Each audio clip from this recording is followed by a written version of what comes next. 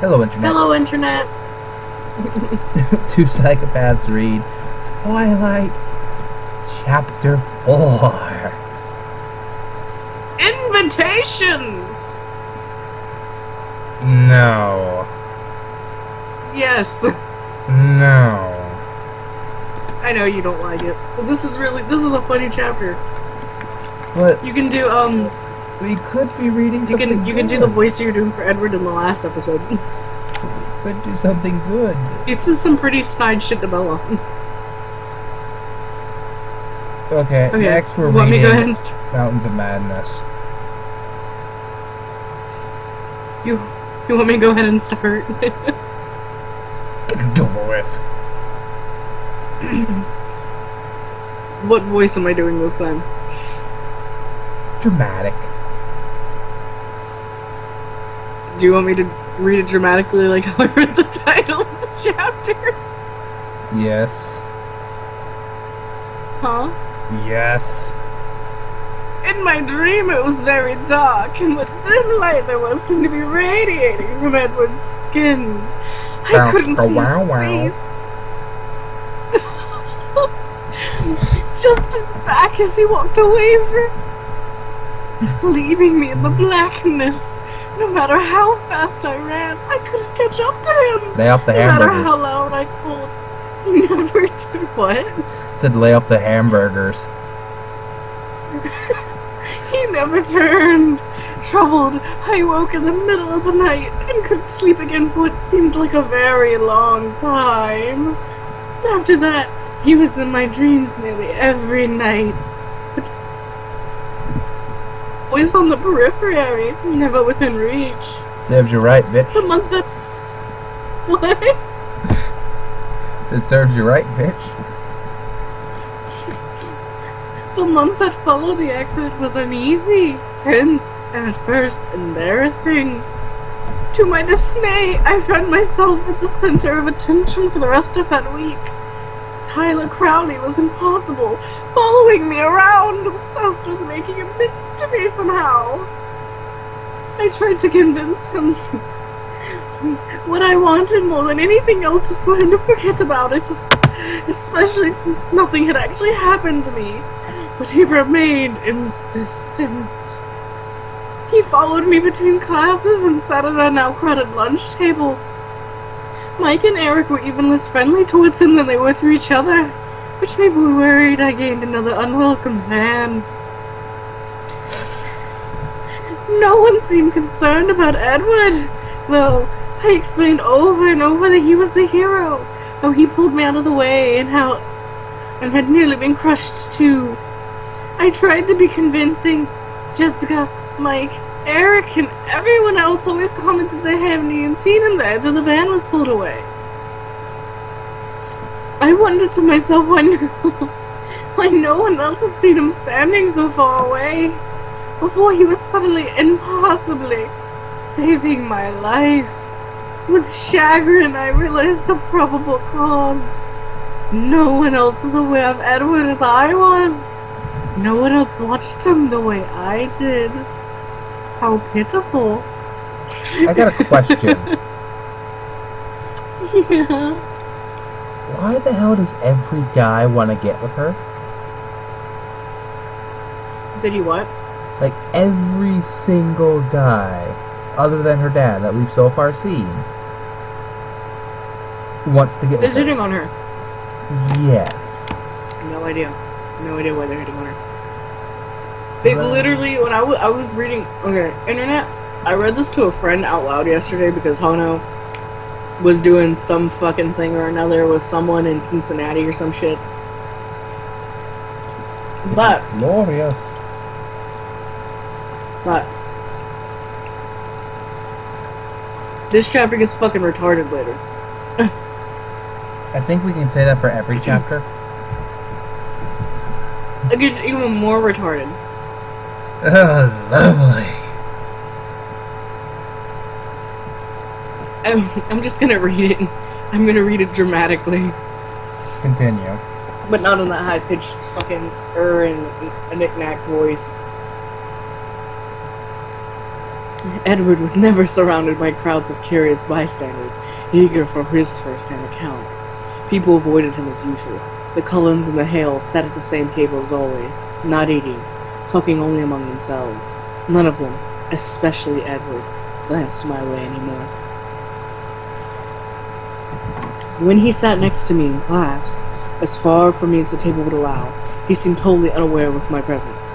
Only now and then, when his fist would suddenly ball up, skin stretched even wider over bones, did I wonder if he wasn't quite as oblivious as he appeared. He wished he hadn't pulled me out of the path of Tyler's van. There was no other conclusion I could come to. Yes, because when someone doesn't like you, obviously they wish that you were dead. Obviously. I mean, I just wish that most people were dead. I mean, that could be something for everybody else. I don't know. I'm just omnicidal. Did you just say you're homilicidal? No, I'm omnicidal. But you like me. I'm omnicidal, yes. Eventually everything will be gone, and I will be happy. Please don't be Will-Be Destroyer of Worlds. I will destroy everything, damn it. I said don't be Will-Be Destroyer of Worlds. But I'm not angst about my woobiness. Angst. Angst.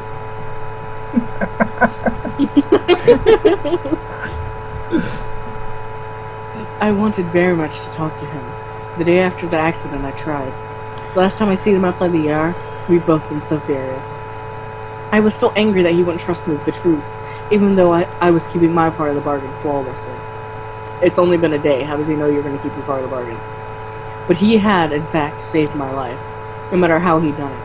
And overnight, the heat of my anger faded into awed gratitude.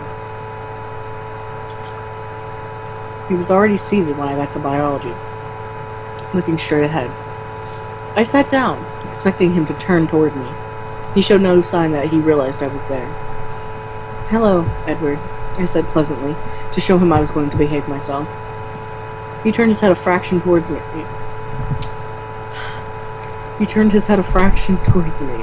Without meeting my gaze, nodded once, and then looked the other way. Ha! And that was the last... and that was the last contact I'd had with him. Though he was there, a foot away from me, every day. I watched him sometimes, unable to stop myself, from a distance, though. In the cafeteria or parking lot, I watched as his golden eyes grew perceptibly darker day by day. But in class, I gave no more notice that he existed than he showed toward me. I was miserable, and the dreams continued. Okay, at this point, you know what would fix that? Or finding a gun? Well, yes. That fixes about everything. I mean, it no longer bothers you, it bothers everybody else, it doesn't bother you anymore. But I'm gonna say something run on batteries that's covered in glitter. You stop it. No. Please, stop making dildo and vibrator jokes. I will. Eventually. Stop! I'm being so serious. I know it bothers you, it makes me sad. I was like, seriously, this seems like the only thing. It seems like something that would help. This seems like something that would help. Okay, let's keep going. Why do you think that masturbation helps everything? It doesn't. Not everything. That was just something. I don't masturbate and I'm not constantly miserable. No. But then again, you're not this whiny thing that we call human. Oh, thank you. I'm not human. No, not you. No, you are human. But the thing that we're calling human, that's standing in the center of the story. Oh, she's not human. She's like she's not. She's inhuman. Well, you don't know. Stop it. She's not an inhuman. No, if she was an inhuman, that would make her awesome. Not the Marvel comic characters. That's not what I mean. Hey. Despite my outright lies, the The tenor of my emails alerted Renee to my depression, and she called a few times, worried. Okay. I tried to convince her it was just weather that had me down. How does she tell by your emails that you're depressed? Writing style, I guess? I mean, she already sounds like a fucking wet piece of paper 90% of the time. But now she sounds even wetter. When she sounds like the paper that's so soggy it's starting to like disintegrate and break apart. She's like soggy paper now. She's turning into the main character from Jungle Day Aiku. Ew. Why would we go there? I've actually seen that entire series. Oh, why? It gets so it's bad. So lolicon. It gets so bad. It gets so bad. They literally never stop jiggling around. It's not even jiggling, it's flapping at that point. They're constantly moving. They're like, blah, blah, blah, blah, blah, blah. That's all I can think of when I think of her boobs is that noise. Literally bowling balls stuck in wineskins. They're massive and they're gross. They're so gross. Especially that they came. Technically, the girl is only 12 years old. Yeah, she's 12 years. And then the other 12. No, she's 10. She's 10. She's listed as 10. No, she's 12. They're 12? Okay, they were listed as 10. They're both 12. And the other ones are like, hey there. Like, practically, like, nibbling her ear and breathing into it and, like, licking her neck and shit. I'm like, stop! But that's not even the worst thing. That's not even the worst that anime goes. Oh, yeah, and then she's fucking, like... No, that's not the worst. All over the floor. That's not the worst. She starts dancing until she comes on the floor. That's not the worst. That's not even the worst? No, that's pretty tame compared to what it goes to. What does it go to? No, you haven't watched it. I'm not telling you. I've read about it. But you haven't watched it. But I don't want to have to watch it to know what the fuck it does. Most people stop at that Just point. tell me. Huh? Most people stop at that point. Yeah, you know, Bennett did. Bennett the Sage stopped. Yeah, I know. Okay. Continuing with Twilight. Mike, at least, was pleased by the obvious coolness between me and my lab partner. I could see he'd been worried that Edward's daring rescue might have impressed me, and he was relieved that it seemed to have the opposite effect. He grew more confident, sitting on the edge of my table to talk before biology class started, ignoring Edward as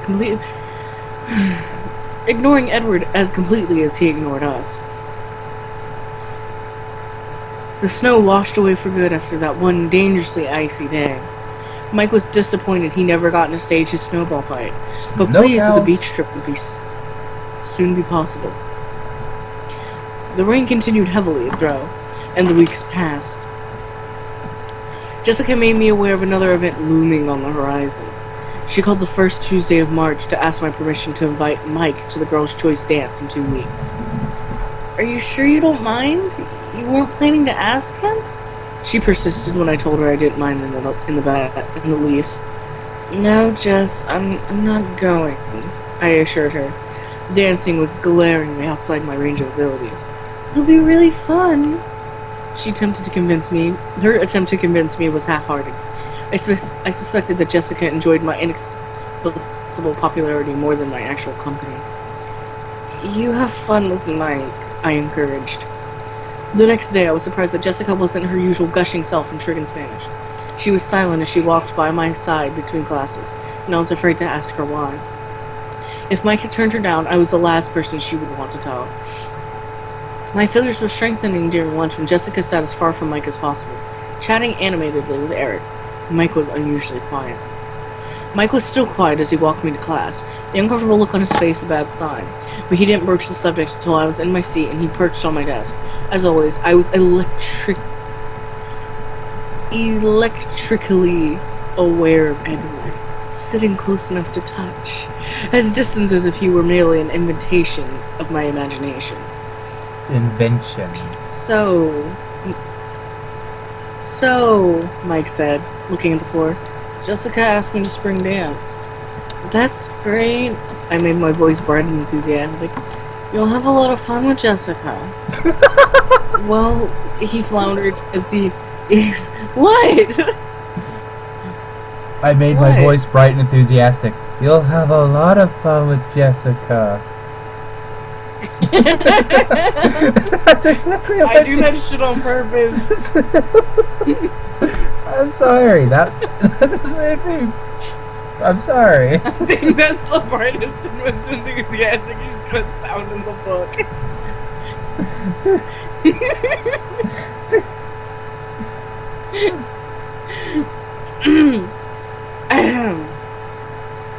Well, he floundered as he examined my smile, clearly not happy with my response. I told her I had to think about it. Why would you do that? I let disapproval color my tone, though I was relieved he hadn't given her an absolute no. His face was bright red as he looked down again. Pity shook my resolve. I was wondering if, well, you might be planning to ask me. I paused for a moment, hating the wave of guilt that swept through me, but I saw from the corner of my eye Edward's head tilt reflexively in my direction. Mike, I think you should tell her yes, I said. Did you already ask someone out? Did you already ask someone? Did Edward notice how Mike's eyes flickered in his direction? No, I assured him. I'm not going to the dance at all. Why not? Mike demanded. I didn't want to get into the safety hazards the dancing presented, so I quickly made new plans. I'm going to Seattle that Saturday, I exclaimed. I needed to get out of town anyway. It was suddenly the perfect time to go. God, she's a cunt. Can't you go some other weekend? Sorry, no, I said. You shouldn't make Jess wait any longer. It's rude. Oh, you know what's yeah, rude? You're right. Suddenly making plans. To avoid people. It's like saying, because I can't go. I'll be in the hospital that day. And asking, how do you know? They take a nail gun and shooting it in your stomach. Oh my god, I can't help but think of like the episode of Family Guy with fucking Meg, and she's like, I have no when she goes to prom with Brian, she's like, I have no one to go to prom with. You go, what happened to your date? She like knocks on the door, she goes, hey, would you go to prom with me? And he goes, no, I'm sorry, I'm gonna be at a funeral that day. And then he kills himself. I'm gonna be at a funeral that day. And she goes, what? How do you? And he closes the door, you hear a gun cock, and then he shoots, he goes, I really miss my little brother. Like, holy shit. And he's like, I'm so sad. Fucking episode of Family Guy. Oh. She made me eat her hair pie. It's not as perverted as you think, Internet. It was literally hair in a pie.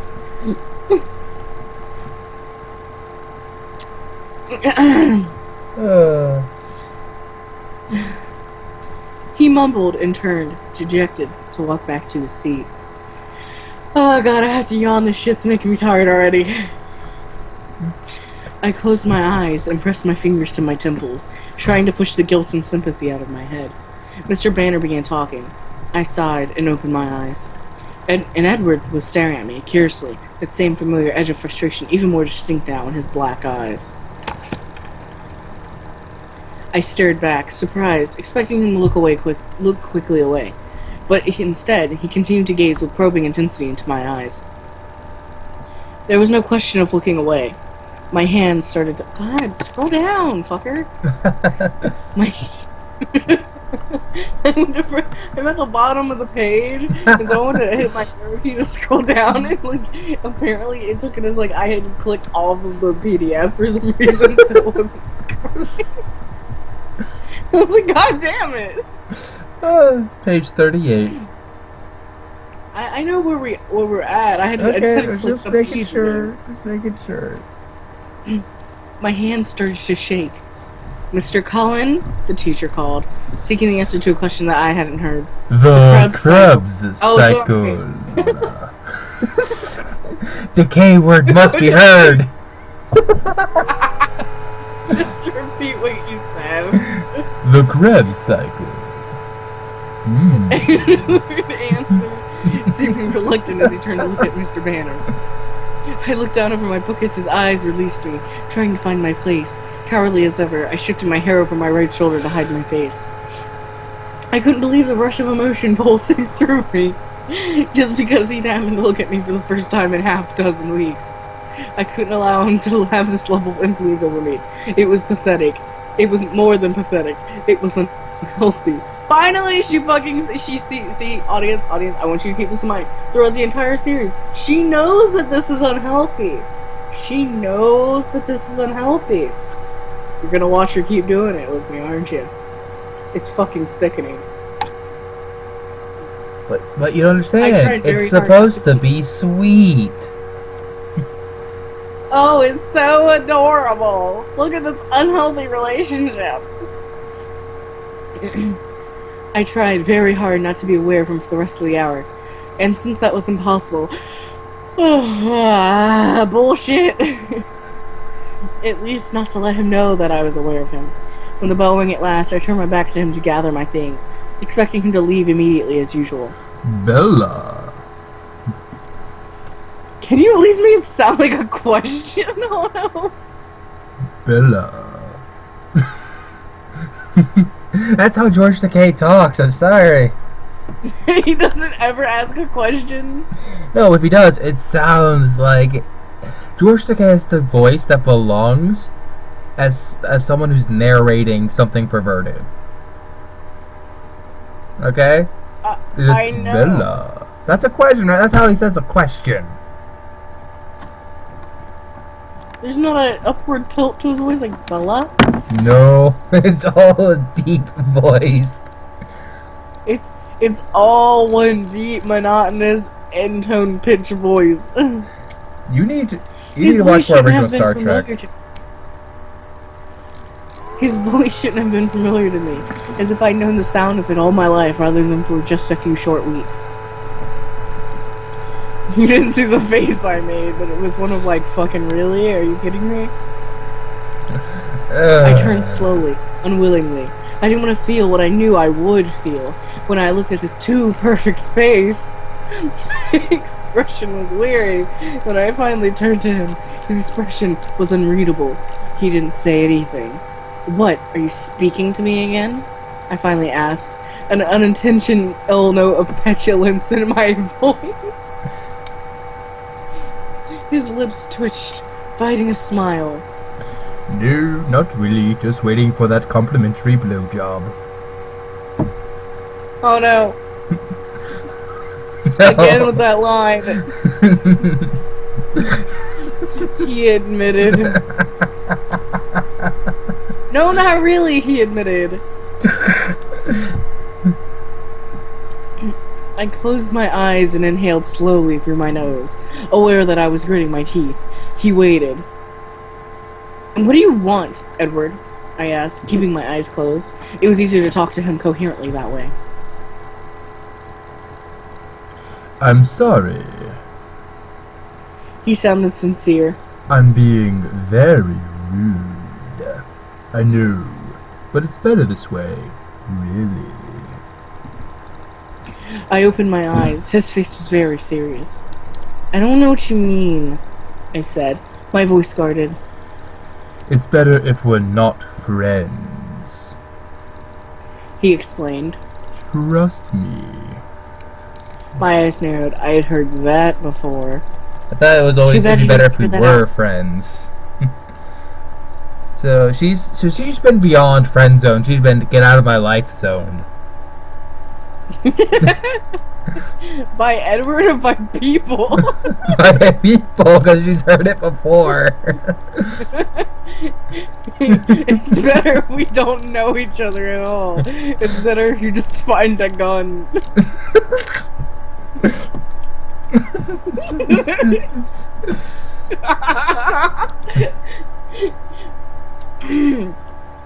It's too bad you didn't figure that out earlier. I hissed through my teeth. You could have saved yourself all this regret. Regret? The word and my tone obviously caught him off guard. Regret for what? For not letting that stupid van squish me. He was astonished. He stared at me in disbelief. When he finally spoke, he almost sounded mad. You think I regret saving your life? I know you do, I snapped. You don't know anything, Jon Snow. Stop. He was definitely mad. I turned my head sharply away from him, clenching my jaw against all the wild accusations I wanted to hurl at him. I gathered my books together and stood and walked to the door. I meant to sweep dramatically out of the room, but of course I caught the toe of my boot on the door jamb and dropped my books. I stood there for a moment, thinking about leaving them. Then I sighed and meant to pick them up. He was there. He'd already stacked them into a pile. He handed them to me. His face hard.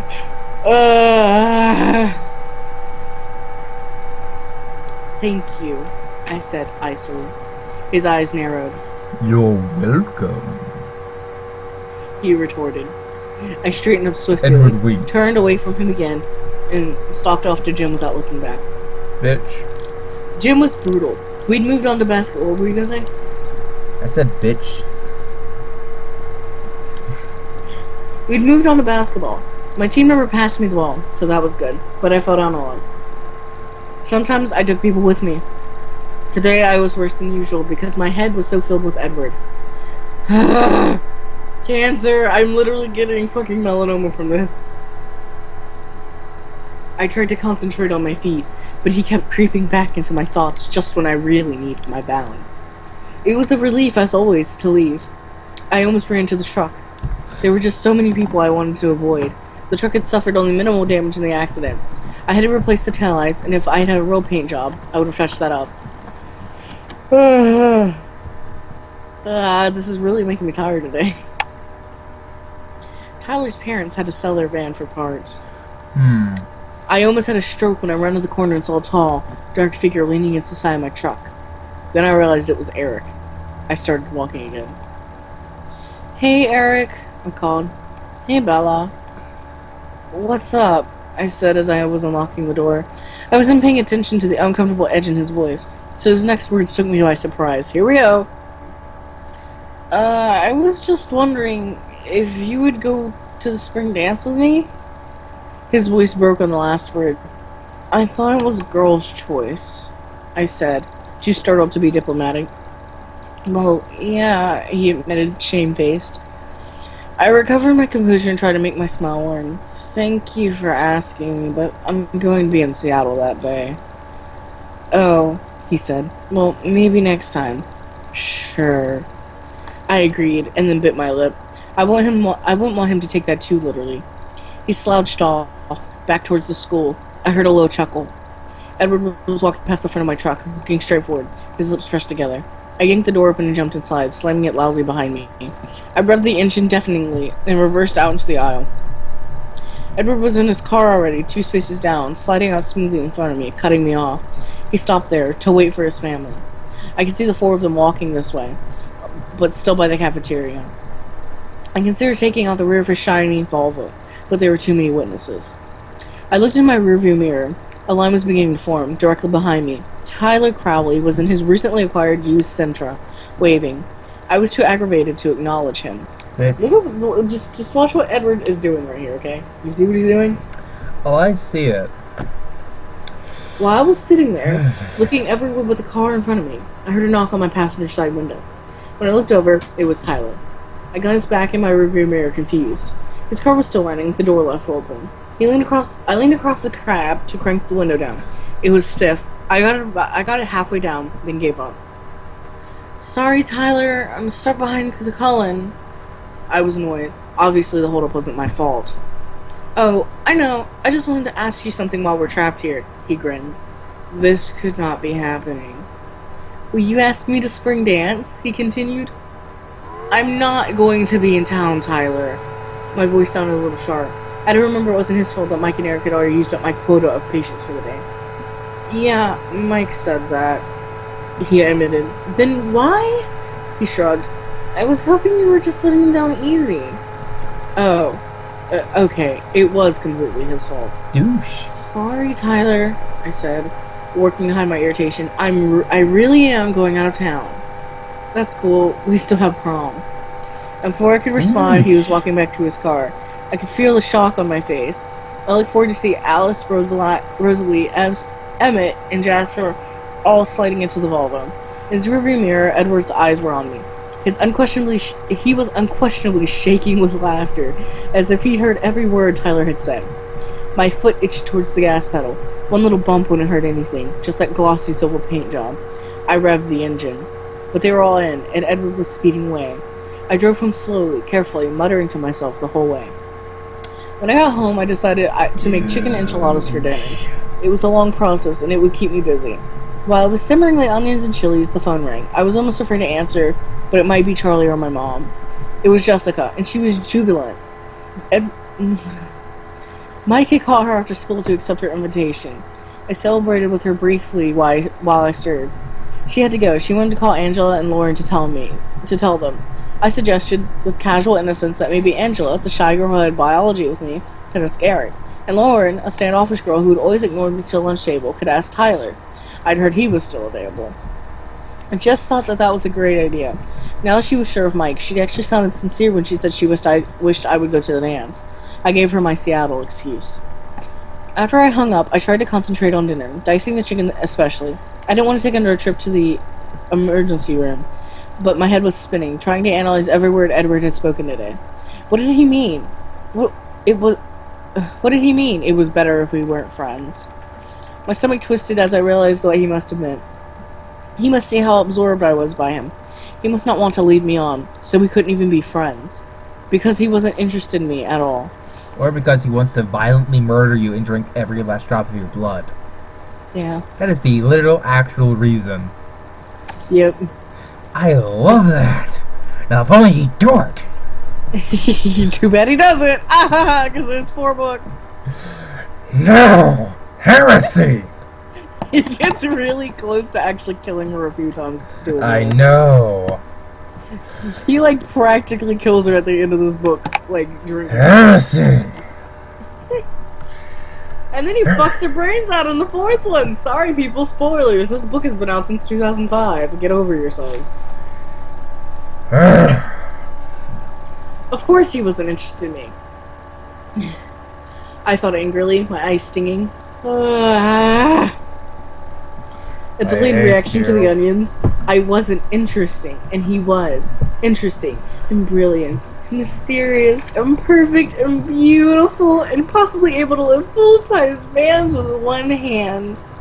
Well, that was fine. I could leave him alone. I would leave him alone. I would get through my self-imposed sentence here in Purgatory, and then hopefully some school in the Southwest, or possibly Hawaii, would offer me a scholarship.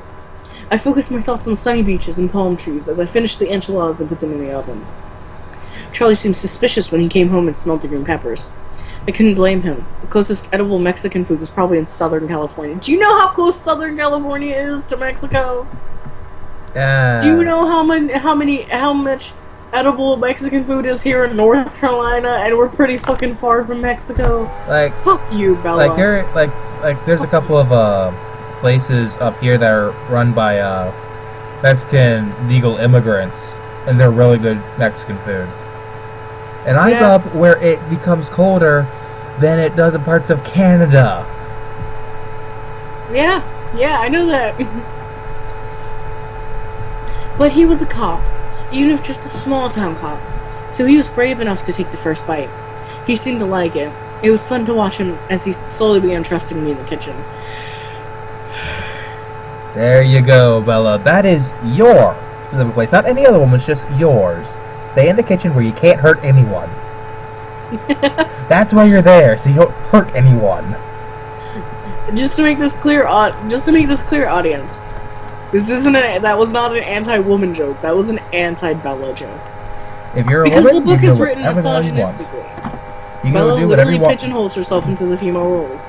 Women, you can do whatever you want. I have to have a boyfriend. I have to get married. I have to have a kid. I have to be in the kitchen cooking. I have to slaughter everyone. Oh, wait, that's just me. That's just you. And the Dad? actually entertaining vampires. We haven't gotten there yet, I know. Dad? I asked when he was almost done. Yeah, Bella? I just want to let you know that I'm going to Seattle for the day a week from Saturday. If that's okay. I didn't want to ask permission. It set a bad precedent. But I felt rude, so I tacked it on at the end. Why? He sounded surprised, as if he were unable to imagine something that Forks couldn't offer. Well, I wanted to get a few books. The library here is pretty limited, and maybe look at some clothes. I had more money than I was used to having, since, thanks to Charlie, I hadn't had to pay for a car. Not that the truck didn't cost me quite a bit in the gas department. That truck probably doesn't get very good gas mileage, he said, echoing my thoughts. I know, I'll stop in Montesano and Olympia and Tacoma if I have to. Are you going all by yourself? He asked. And I couldn't tell if he was suspicious I had a secret boyfriend or just worried about car trouble. Yes. Seattle is a big city. You could get lost, he fretted. Dad, Phoenix is 5 times the size of Seattle. And I can read a map. Don't worry about it. Do you want me to come with you? I tried to be crafty as I hid my horror. That's alright, Dad. I'll probably just be in dressing rooms all day. Very boring. Oh, okay. The thought of sitting in women's clothing stores for any period of time immediately put him off. Okay, I'm going to tell you this right now as a guy. I've had to spend hours in women's clothing stores.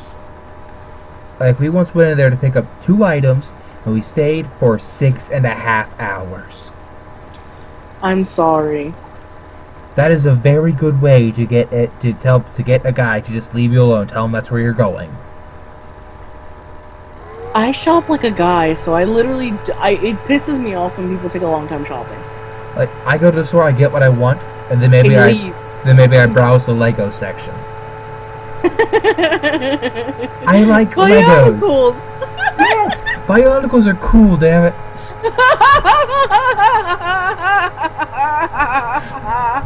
Yumi. Bionicles! You know me. You should have known I would like Bionicles. No, there's this really slow kid in school. Oh, God. Here we go. This is why I'm laughing at Bionicles. Tumblr, get mad at her, not me. There's this really slow kid at my school, and he was for some reason in one of my one of my friends' normal classes, and my friends ended up apparently having to work with him a lot. They hated working with him because he was really slow, and my friend was telling me how the kid couldn't even really speak language. He couldn't language. And so random sounds would come out of the kid's mouth, and every once in a while he would say Bionicles.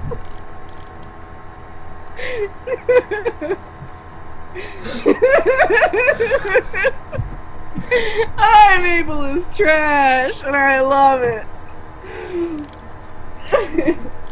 Oh boy. Now this time, Tumblr can hate you.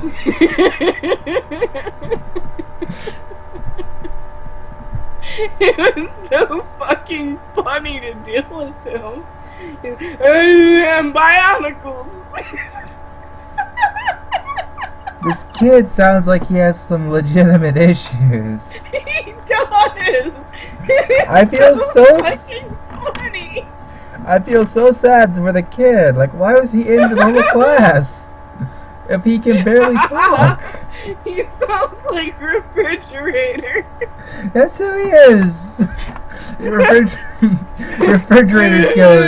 Bionicles.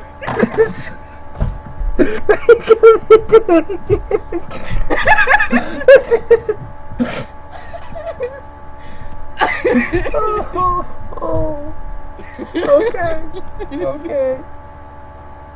Let's continue.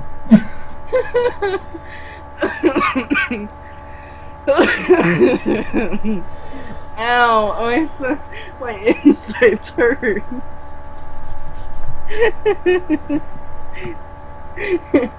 I haven't laughed that good since yesterday.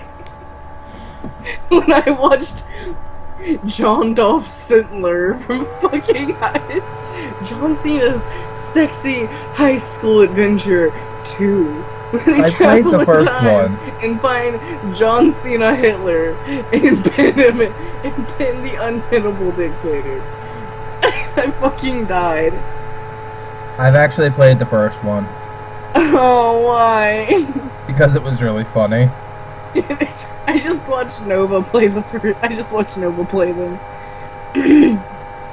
We need to play them. Okay, here we go. Thanks, I smiled at him. Will you be back in time for the dance? Grr! Only in a town this small with a father, no! What a father! Know what the high school dances were. That he's the my dad, let me just tell you why I don't understand 99% of her fucking issues. My dad lives in Texas. I live in North Carolina. My dad knows when my high school dances are. Because he cares. My town is bigger than Bella's town. My dad also lives in Dallas. So it's a big fucking city. My dad still knows when my high school dances are because he cares. What the fuck is wrong with Stephanie Meyer? Does she think men literally have no shits to give about children? At all, ever? I don't know. They can if you have enough of them and you have a good throwing arm, you can use them to paint a wall. Huh? If you have enough children and a good throwing arm, you can use them to paint a wall. I swear to God. I swear to God. I'm done. Goodbye. Get back here. Start reading. I own your soul. No, I'm rolling away. I own you.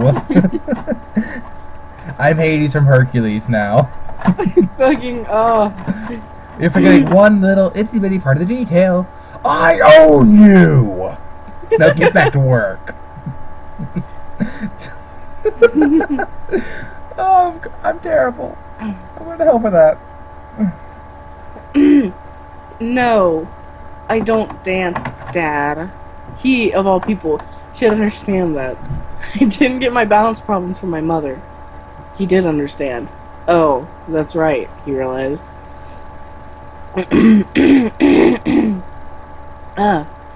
When I pulled into the parking lot, I deliberately parked as far as possible from the shitter Volvo. From the silver Volvo. The shitty silver Volvo. I didn't Bionicles! Fucking moment.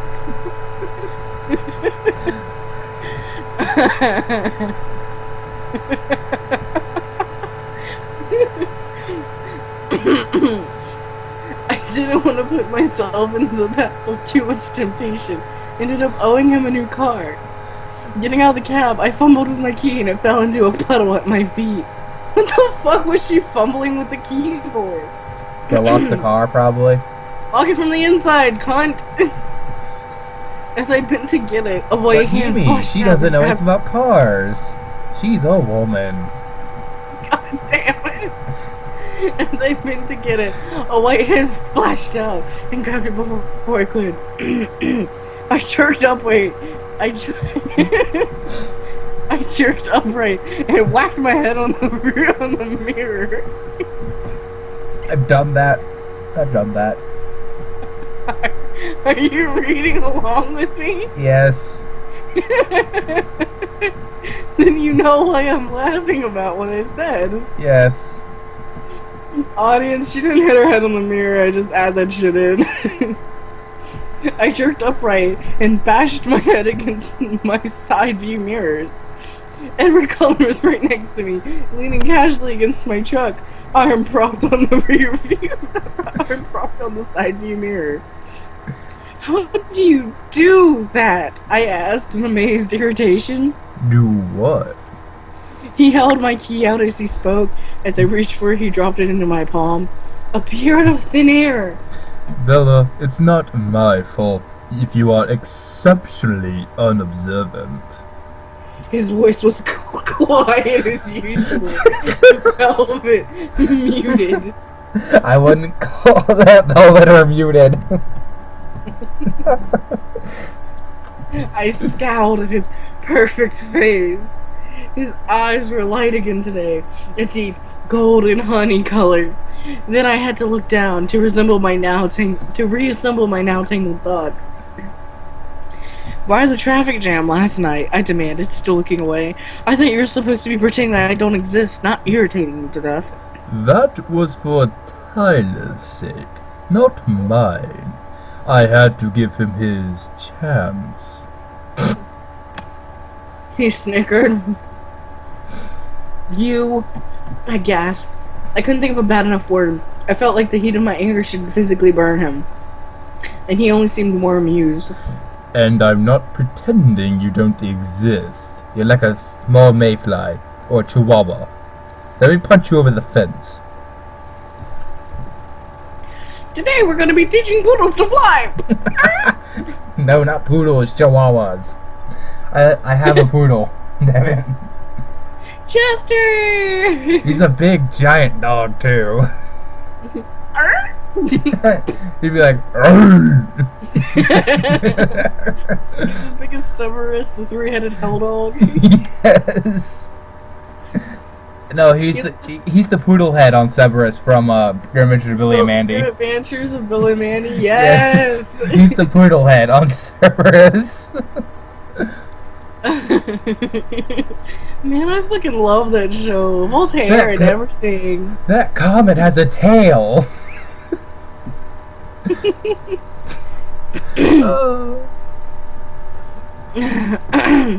He continued. So you are trying to irritate me to death, since Tyler's van didn't do the job? Anger flashed in his tawny eyes, his lips pressed into the hard, thin line. All signs of humor gone. Bella, you are utterly absurd. He said, his low voice cold. My palms tingled. I went so badly to hit. Why does your palms tingle when you want to hit something? I have anger issues, and my palms don't tingle. I just want to make sure everything in the universe is destroyed before I go. Oh no, stop. No, it will all You're setting unrealistic goals! They're my goals! They're my dreams! You're unrealistic! My parents told me I could follow my dreams to whatever I want. What? When you were a kid, didn't your parents like, oh, if you want to, you can do whatever you want with your life? No, they didn't. That's what my parents did. Here's what my parents were like, life sucks, everything sucks, do what gets you the most money and try to be happy. But don't marry anyone for money because that's shitty and you'll end up divorced and sad. I think I like... That's literally the life lessons they gave. The life lessons they gave me were you can do anything you want, go be happy with your life, and most importantly, don't be a dick. Yeah, it was pretty much like that, except for you can do whatever you want. My dad and mom were like, you can do whatever you want, but try to make a lot of money because it fucking sucks to divorce. This is why I just want to slaughter everything in the universe. I don't need money for that. I know you don't need money for that, but you need money to buy the food that will sustain you while you slaughter everything in the universe. Not my fault I was born omnicidal. I was surprised at you're such a fucking 90s kid. I was surprised at myself. I was usually a non-violent person. I turned my back and started to walk away. Wait. He called. I kept walking, sloshing angrily through the rain. But he was next to me, easily keeping pace. I'm sorry. That was rude. He said as he walked. I ignored him. I'm not saying it isn't true. He continued. But it was rude to say it anyway. Why don't you leave me alone? I grumbled. I wanted to ask you something, but you sidetracked me. He chuckled. He seemed to have recovered his sense of humor. Do you have a multiple personality disorder? I asked severely. What? What? Can we take a moment? Can we just take a moment? Oh my. Amy is going. I asked postal. severely. My gut is literally clenched in anger. My gut, not my butt, guys. My gut. I like how you decided to clarify that. I felt like you were gonna say something. I wasn't. If anything, I was gonna say, work those abs, or something along those lines, but no, you just did it for me. You felt you had to clarify. Well, gut can sound like butt, you know, I was kind of screeching. I was kinda screeching. What the fuck is that? 8-year-old smoker voice? 8 years old. Emphysema? No. That's the sound of Kristen Stewart. Do you want to read her lines then? No. I don't get how she keeps on getting work. She sound like an old Jewish smoking lady from New York. I don't get how she keeps getting work. She's such a bad actress. Should she sound like an old Jewish smoking lady? Why not? Excuse me, honey, can we smoke in here? That's what they sound like. I know what they sound like. Does she sound like that or something? No, she just sounds like an idiot. And completely I like how you had how an 8-year-old smoking one with emphysema sounds like an idiot. Well, I would imagine, considering they're still smoking. I asked severely. You're doing it again. I sighed. Fine then, what do you want to ask? I was wondering if, a week from Saturday, you know, the day of the spring dance... Are you trying to be funny? I interrupted him, wheeling towards him. My face got drenched as I looked up at his expression. I imagine he's salivating at the thought of her flesh, and that's why she got drenched. What? His eyes were wickedly amused. Will you please allow me to finish? I bit my lip and clasped my hands together, interlocking my fingers so I couldn't do anything rash. I heard you say you were going to Seattle that day, and I was wondering if you wanted a ride. That was unexpected. A ride on my disco stick.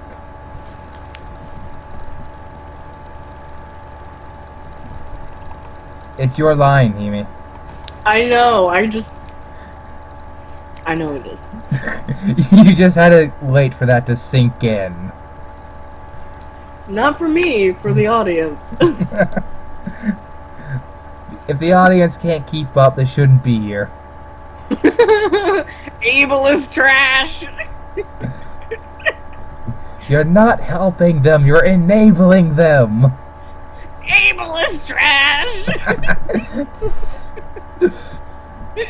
We're all ableist trash today! Bionicles! Refrigerator! Bionicles! Sloth love chunk! What did you say, glub glub chunk? No, sloth loves chunk. The Goonies. What? I wasn't sure what he was getting at. Do you want a ride to Seattle? With who? I asked, mystified. Mystified is totally the right word to be using here. The person behind me. Me, obviously! What, is he turning him into Alucard? You spastic asshole? Apparently. The person behind me. No, me, obviously, you fucking dunce. Oh, look. Do you see the line? He enunciated every syllable as if you were talking to someone mentally handicapped. Ah!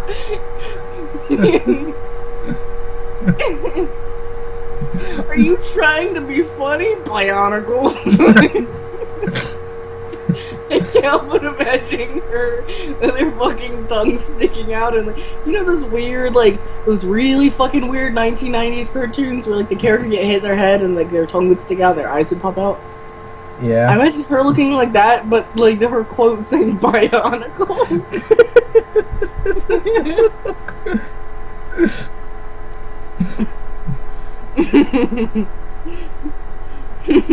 I was still stunned. Why Bionicles? Well, I was planning to go to Seattle in the next few weeks, and to be honest, I'm not sure if your rust bucket you call a car can make it. My truck works just fine. Thank you very Bionicle for your concern. I started to work it, but I was too surprised to maintain the same level of Bionicle. But can your bucket make it there in one tank of... Does your car use gas? Really? Are you sure it doesn't use steam? I think I should go get you a bucket of coal. He matched my face again. I don't see how that's any of your business. Stupid shiny Volvo owner, Bionicles. The wasting of finite resources is everyone's business. Including the Bionicles. Honestly, Edward! No, I'm not going there. I know where you're about to go with it. I know where you're about to go with that. And I'm not inviting you to take that road. Which road is that? I'm not inviting you to take the Full Metal Alchemist road out of that. But... No! I felt the thrill go through me as I said his name, and I hated it. I can't keep up with you. I thought you didn't want to be my friend. I said it would be better if we weren't friends. Not that I didn't want to be, but now I am reconsidering the position. Oh, thanks. Now that that's all cleared up, maybe sarcasm. That line actually fits better now after what I just added in. Heavy sarcasm. I realized I had stopped walking again. We were under the shelter of the cafeteria roof now, so I could more easily look at his face, which certainly didn't help my clarity of thought. It would be more prudent for you not to be my friend. He explained. But I'm tired of trying to stay away from you. You are literally look scrumptious. I will devour you on the spot. And no. His eyes are gloriously intense, and as he uttered that last sentence, his voice still, I couldn't remember how to breathe. Maybe it has something to do with the Bionicles. Will you go with me to Seattle? He asked, still intense. I couldn't speak yet because I was thinking of the Bionicles, so I just nodded. He smiled briefly, and then his face became serious because he too was thinking about the Bionicles. You really should stay away from me. He warned. I'll see you in class with a new Bionicle figurine for you. You seem to love them. He turned abruptly and walked back the way we came in order to go to Toys R Us to get the Bionicles. That's been chapter 4 of Twilight. Bionicles! Bionicles! Goodbye, Internet. Goodbye, Internet.